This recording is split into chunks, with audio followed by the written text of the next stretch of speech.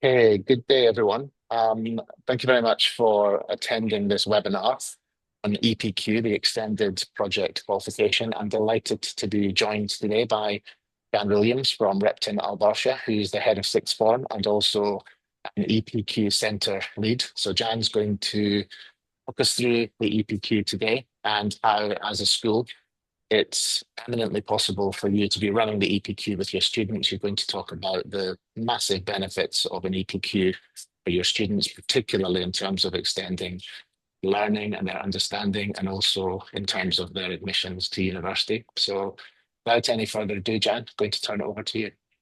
Thank you so much for the introduction, John. I would just like to say I'm getting the opportunity to do two things I love, which is one, talk, and two, talk about the EPQ, which is my favourite qualification.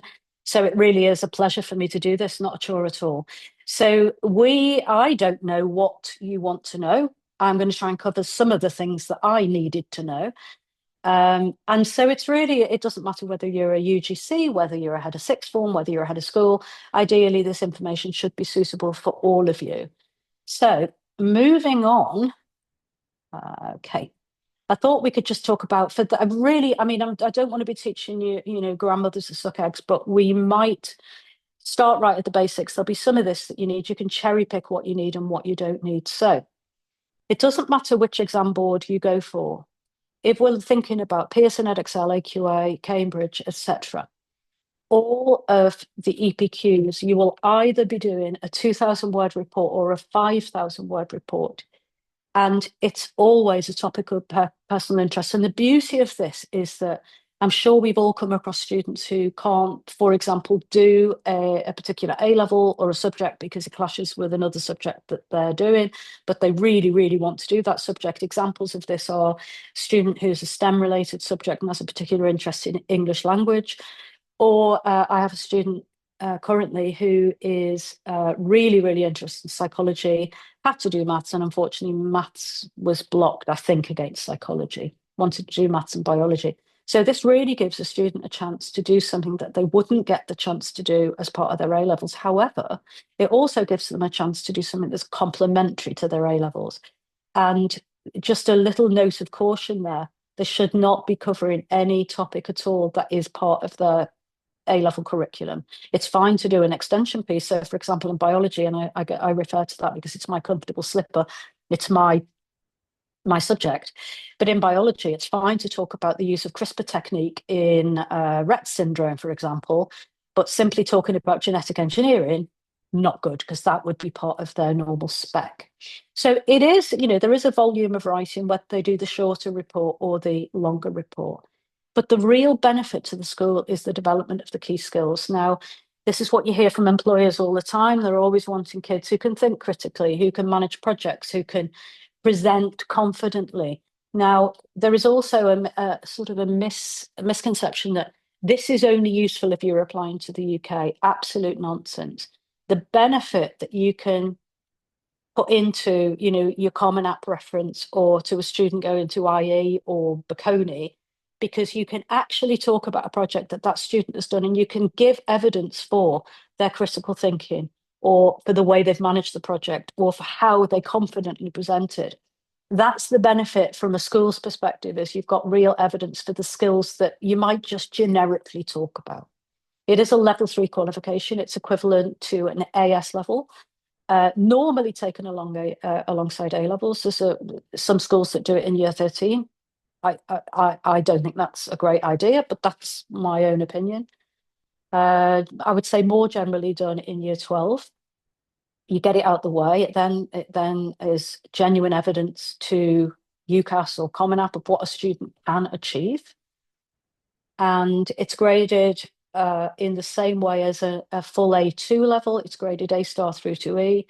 And this, of course, counts for points. So we had a couple of students whose, for one reason or another, one student was not a great English speaker, a slightly lower grade on EPQ, but that still added valuable UCAS points if they are going to the UK.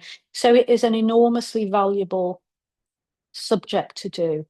And in cases, and I have had this happen, I've experienced it. So Sheffield, for example, they might have an offer for biomedical science of AAA. and they may, if the student has got an A star or an A, they may well reduce the offer for biomed science to AAB. But it's very well worth having for that grade reduction as well.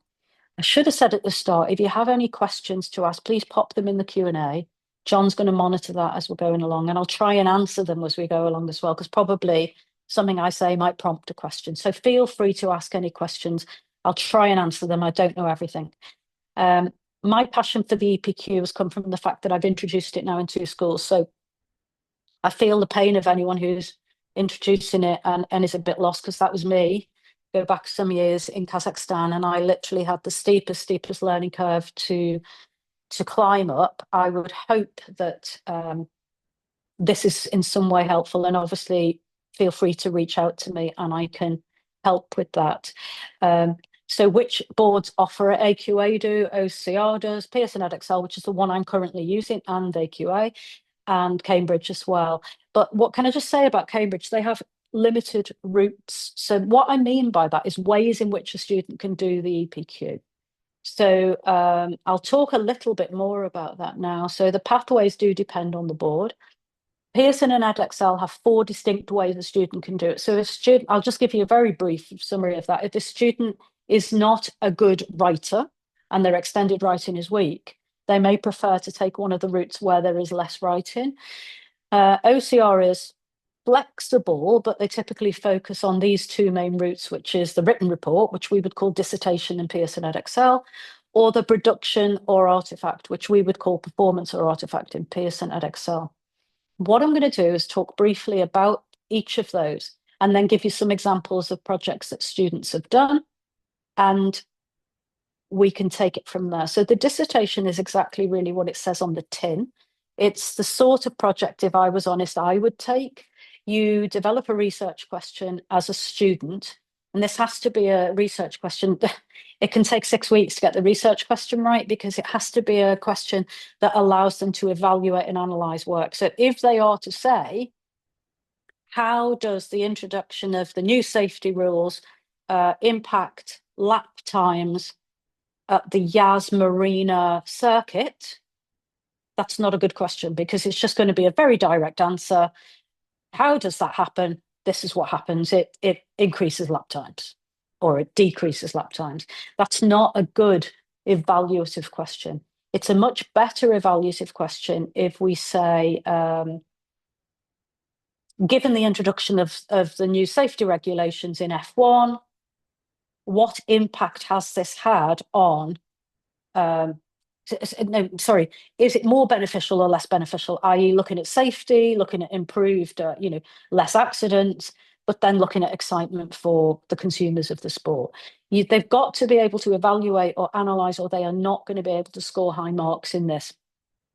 The dissertation all relies on sources that they get elsewhere. So there's a lot of talk here, a lot of useful information for them about how they assess the quality of a source, where they would find reliable information, to encourage them not to just have a whole list of Wikipedia resource. That should say 5,000 to 6,000 words. It depends on the specification. It's a meaty document. And when you add in all of the citations, the bibliography as well, it can be a very, very meaty tome that they're putting in. And it doesn't matter which board you're using, they have to put full citations and a bibliography, and that goes for dissertation, artifact, performance, and investigation.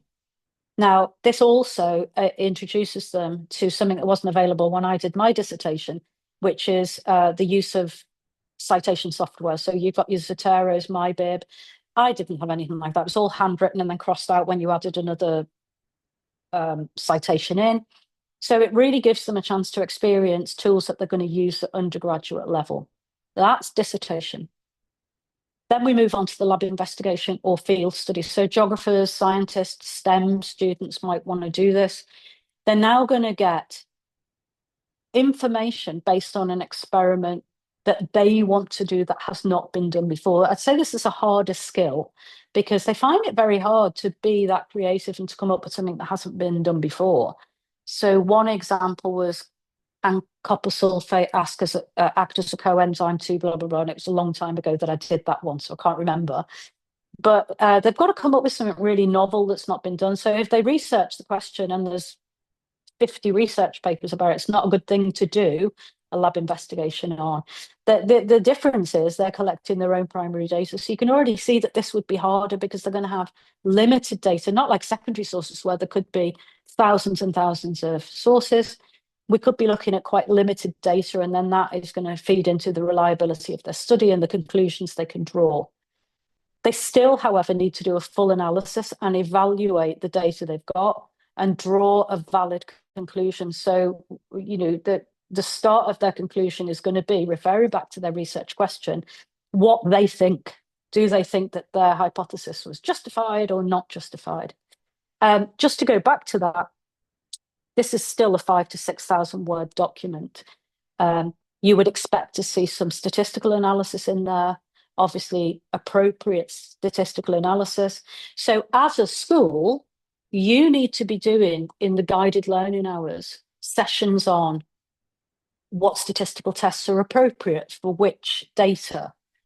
How do we cite resources? How do we come up with a good research question? What questions give you the chance to evaluate? So these are the guided learning hours that students need to be taken through. Now, for an EPQ, they need 120 guided learning hours, but some of those need to be taught. So those are the sorts of skills that should be taught in those learning hours. Having said that, what we do here is we front load with the skills that are going to be useful to every single student in year 12, because they're all probably going to go to university. So they should be learning how to cite sources. They should be learning how to use citation software. They should be learning what plagiarism is, etc., etc. And then we move off into more specific subjects once we've got their project proposals in. Then the performance route, I'm not going to lie, I've only had a couple of students do this. One student looked at the portrayal of mental health in male actors and how it related to the actual real life of the actors. And another student has looked at the I can't remember, I'm sorry, what the exact brief for the performance was, but it was along the lines of being female in Dagestan. And the reason she did that was she was a dancer and she was also Dagestani. So she had already a real insight into this. So it's going to be a shorter written piece, but they must be able to manage their time effectively and organize the project. And the big component here is research. And so let's look at the Dagestani female and a dance that portrays being female in Dagestan. Clearly, there's a lot of research to do there about Dagestan, about the history of Dagestan, about the history of women in Dagestan, about now I'm out of my comfort zone because I am not a dance or drama teacher, but there will be reflections on what would be the best mode in order to portray this. Different styles of dance might be used, and that whole project needs to be then noted in, and again, it depends on the course you do, but it may be an activity log, it may be a production log, a real sort of diary of how the student is working through their project. Then they will evaluate. So this is a real self-critical piece. They reflect on their progress. Did they achieve what they wanted to achieve? What might they do better next time? And it's exactly the same for all of the projects. There has to be a presentation at the end. And I'm not going to talk at length about that because this really I could do 15 minutes just on presentations. But enough to say, generally speaking, students stand up and present to an audience, but it does not have to be that way. They could do it in a hall as a poster presentation and people could walk around. They could do this as a recorded video, and that recorded video then could be watched by people and they could give their feedback. It can be done as online presentations. There are endless ways to do this. So happy again to answer any questions on that. And then the final one, artifact. This really confuses the students. As long as they, at the end of doing artifact, come out with a thing, then they've done an artifact. The thing can be, and I'm trying to go through some things that we've had in the past years. So it could be a go-kart. It could be a ballet tutu made of only sustainable materials. It could be a model that's been constructed of the Ritz-Carlton in Almaty that conforms to Japanese earthquake standards. It could be a magnetic window that you attach to a window in the Middle East that only allows UVB through. Therefore, someone who's vitamin D deficient can sit in front of it, not have to go outside, and resolve the problem of vitamin D deficiency because they're not in the sunlight enough. So it could be a video book, it could be an app. I mean, it could be all sorts of things. It gives the students that real, let their creative juices flow. So ideal for students that want to go into creative degrees, engineering, they want to go into an artistic route. It's a fabulous, fabulous route for them to go down. They get also to produce a much shorter written component. So terrible to be gender stereotypical, but I have found that boys, they tend to either be better at this or worse at this. Some of them struggle a bit with the timelines, so it's like, oh yeah, I'll do it. But when it comes to having to write less, that tends to be a bit of a win for those. They have to bring the artifact to their presentation. They have to have that artifact there to show to their audience. They have to, again, reflect on how it went. What was a problem? What would they do better next time? What would they do differently next time? And it's a real showcase of what they've produced. My go-karting student actually drove his go-kart around, and that was a lovely, lovely way for him to celebrate his artifact. But that's, for me, what EPQ should be. It should be a genuine celebration for what they've been able to achieve. For anyone that's wanting to introduce this, I'm going to be really honest. The students all want to do it. They hate it when they're doing it. It's the worst thing they've ever done. And when they've produced it, it's like a newborn baby. It's the best thing they ever did. They're so passionate about their EPQs. But it is a hard qualification, and that's why they don't enjoy doing it. In addition to getting used to being an A-level student, in addition to managing your own time, they're suddenly landed with all this work. So it really, really is a love-hate relationship. Now, thinking about the research question or the design brief, if you don't get this right, it's going to cause huge problems as you move on for the student. So answering the question, how important is this? It's of the utmost importance. If it's a research question that does not allow them to evaluate or analyze, they're going to get low marks. If it's a design brief, and it would be a design brief for performance or for artifact. So an example would be design a window 2 that does this. If their design brief is not specific, they're not going to be able to produce an artifact, for example, that satisfies the design brief. So here's an example. What's the difference between reusable rockets and traditional rockets? Not a good question. It's just an answer, isn't it? Reusable rockets are this, traditional rockets are this. There is no room for evaluation in that. It's just a statement of fact. So it would be much better to state it as, and I haven't written anything here, but I'll just come up with something in my head. Of reusable rockets and traditional rockets, which one is the most sustainable? They might have to be a bit more specific about the sustainability aspect, but there is a definite way to write these questions. Now, it does set them apart from the rest. If this is actually a graph that was supplied by AQA, it's from Southampton, as you can see. But if you look at the students who don't have an EPQ and the students who do have an EPQ, this is relevant to the attrition rate.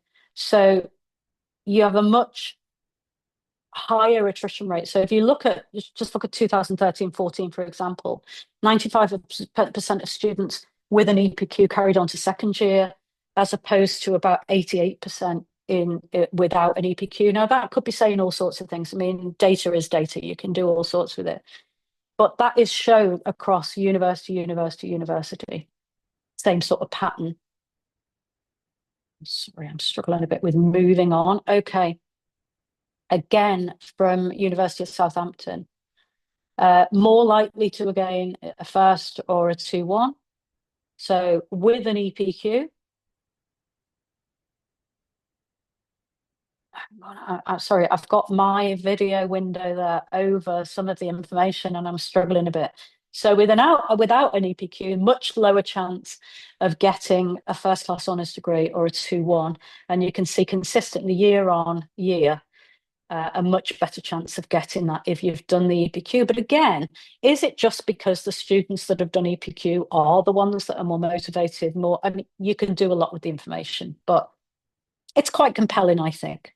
I'm going to give you some examples of these I've given with my students'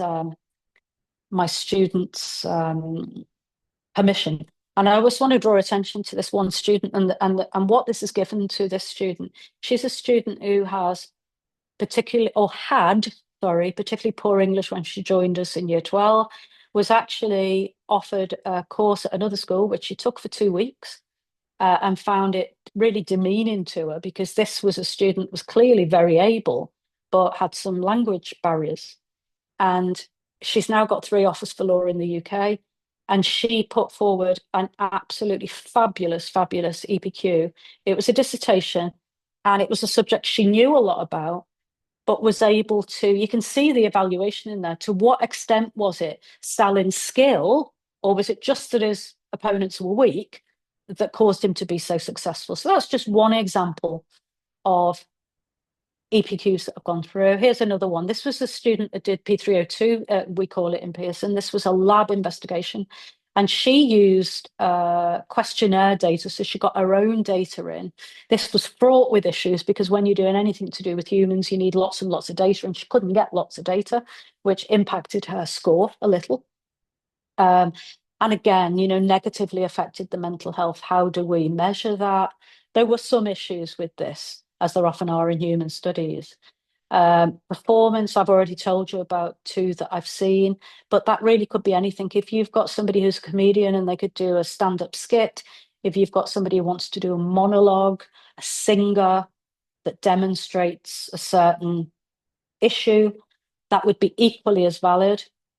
And then finally, artifacts. So there you go. There's my model of the earthquake proofing. And what they did was they designed something that was very similar to the Ritz-Carlton in Almaty, Kazakhstan. But what was particularly impressive was she had definite outcome measures, but she also designed her own wobble board that gave this same movement, that sideways movement that an earthquake would give on a fault line. So it was terribly impressive. In order to do the EPQ, whether you do it justice or not, to satisfy the requirements of the EPQ, you need to employ a coordinator, and ideally someone not like me a few years ago who had no idea what they were doing. Ideally someone has got some experience of this. It's not the extended essay in the IB diploma program, it's different. So they have a role where they will be entering students onto whichever exam platform that is, whichever learner work transport platform it is. They will be advising the students on their project topics and how they're doing the research. They're going to be monitoring all the progress. So even if they're not directly involved with the student, they're going to be reaching out to the people that are directly involved with the student, and they're going to be monitoring how students are getting on. They're going to be helping the tutor assessors, the people who are directly involved with the students. They're going to be setting that internal timeline to make sure that students have enough time to do this. And they're the ones that are going to be, and it's horribly painstaking, electronically scanning and labeling documents so that they're in exactly the right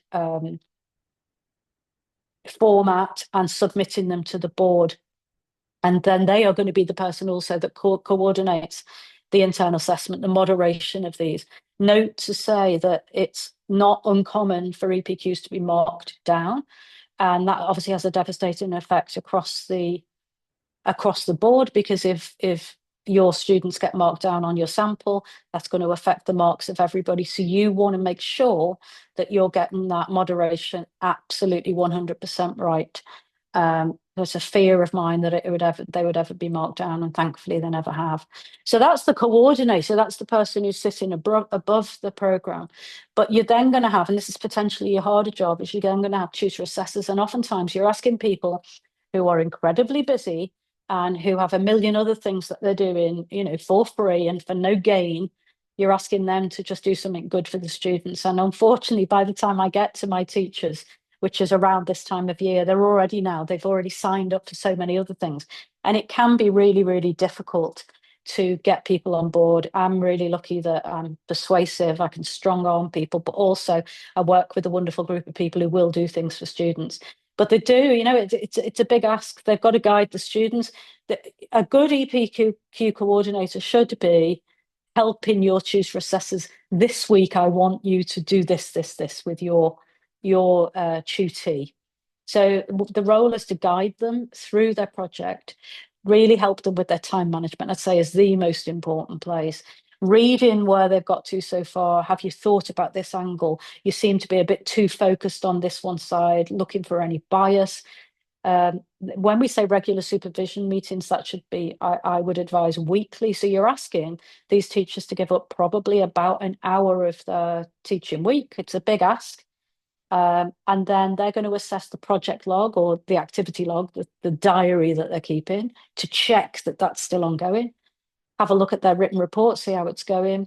And then they're going to sit and go through the presentation with them.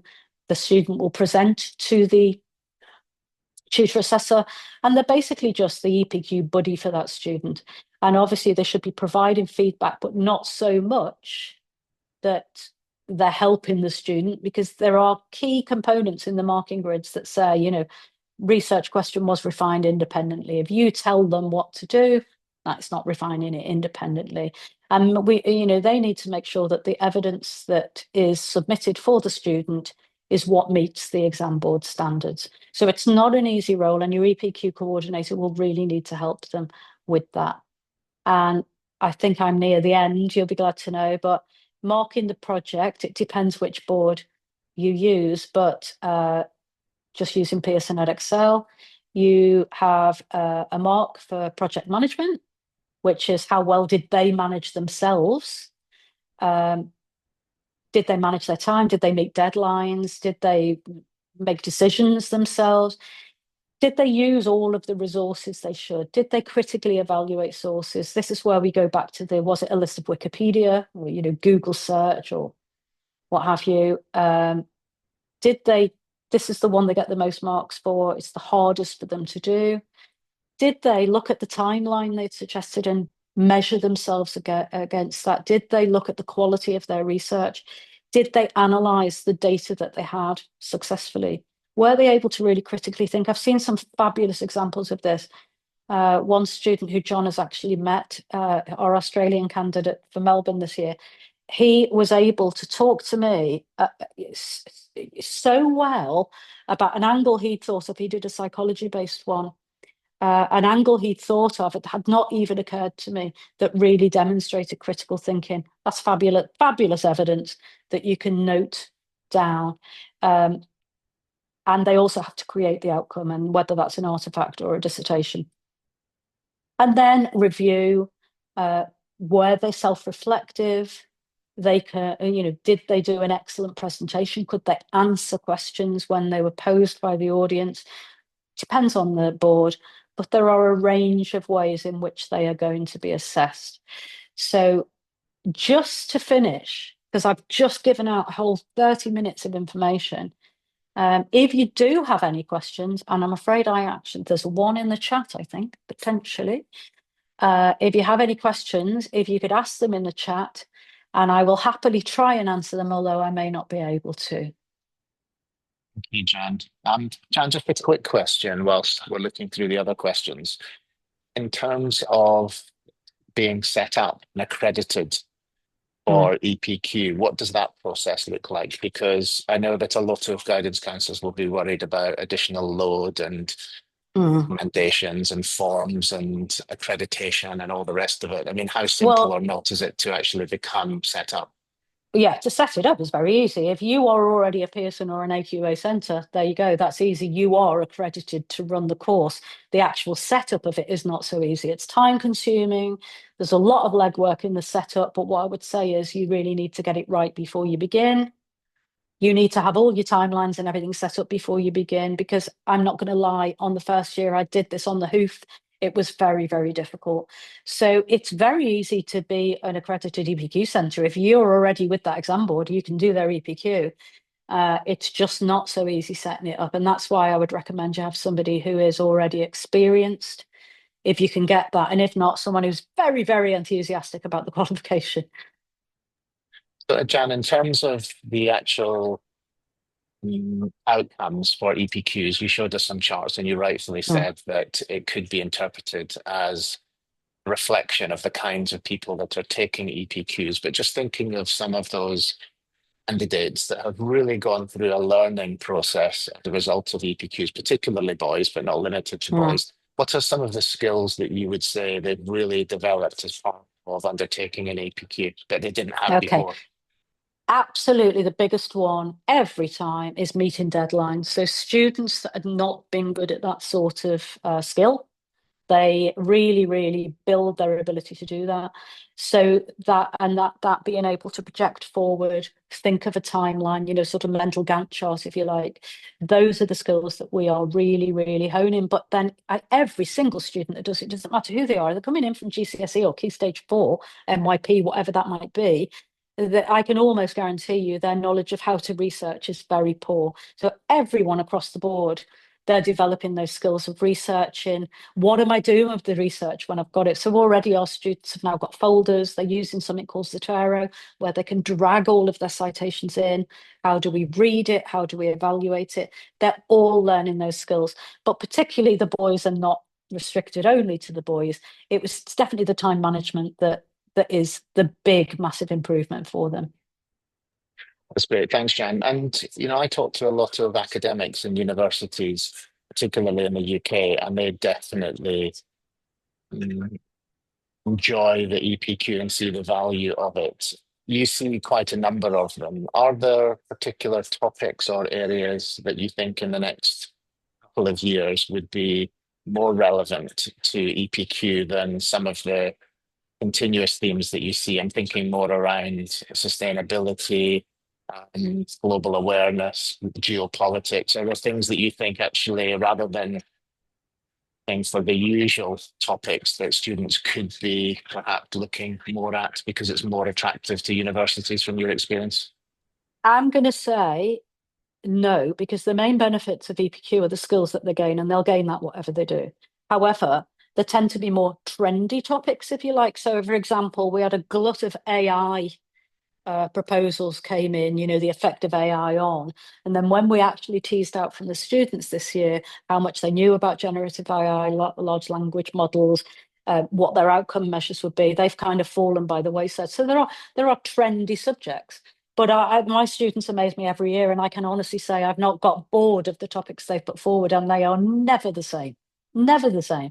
They are amazingly creative. So I can talk about football in the Kingdom of Saudi Arabia, or the PTSD, or I mean, honestly, a piece of crochet that reflects African influence in Barbadian islands. I mean, they never cease to amaze me. So there aren't any common threads. Maybe as I get 20 years into EPQ, I'll see them, but at the moment, I absolutely don't see that. Yeah, it's great. Thanks, Jan. And we've got a question coming in, Jan, and I suppose the answer to this is we'll send an example when we send a recording of the webinar. But we've had a question that has asked, do we have an example of the time plan deadlines Mm. for the year so we can send that through? I can, Right. but can I just say that there is no suggested time scale? And indeed, Pearson at Excel, they actually tell you can do it in an expedited manner. So you can do it in 8 weeks. Now, goodness knows how the students would. I think if that was all they were doing, they could do it in 8 weeks for sure. Most times, schools will do it as a sort of August start, well, August for international in Dubai. And we're starting very gently. And then what is an EPQ? What's a research question? Very, very gently. But then my students now are really embarking on the actual EPQ. And then the very, very final thing that they will do is the presentation, which will be near end of April, but they will have submitted their written work beginning of April. So if you look at, honestly, a 6 month time span, then that is probably about right, I would think. Any more than that, it stretches into the next academic year. Okay, great. Thanks, Jan. Another question. Do you run your EPQ as an after-school club? Is it a specific lesson throughout the day? How do you deal Okay, with the logistics of the taught element? okay. Sorry, I missed the last bit. Do I deal with the logistic? Oh, how do we deal with the logistics of the taught element? Okay, we are very, very lucky. I set this sixth form up, so I was able to say while the timetable was being built, look, I want a full lesson of EPQ with year 12 every week. So year 12, as a group, they sit and they have an EPQ lesson. In addition, so that's where we do some of the taught element. In addition to that, they then have an hour a week with their tutor assessor as well. Now, remember, the taught element is only some of the guided learning hours. So as long as the tutor assessor is setting them off with about 3 hours of guided work, that's how we do it. We do not do it as an ECA. And the reason we don't is because it would decimate our ECA program, because we're a relatively small school. And if we say to the teachers, right, for your ECA, take on these students, then we won't have anyone to do, speed cubing club and literary club, etc., etc. So yeah, I think I've answered that. I think. Yep, great. Thanks, Jan. So I don't think there are any more questions. So just a note to everyone that you will be receiving a copy of this webinar, hopefully in the next 24 to 48 hours. Thank you so much for the detailed insight into EPQ. And again, it's fair to say that if individuals want to get in touch with you, we'll send Yeah. your contact details or WhatsApp. But thank you so much, Jan. That was really informative, really insightful. We had a good attendance today, and we look forward to more sessions in the future, not just on EPQ, but all things to do with young students, Yeah. which you're very Thank you, passionate. everyone. Thank you, Jan. I am. Thanks a lot.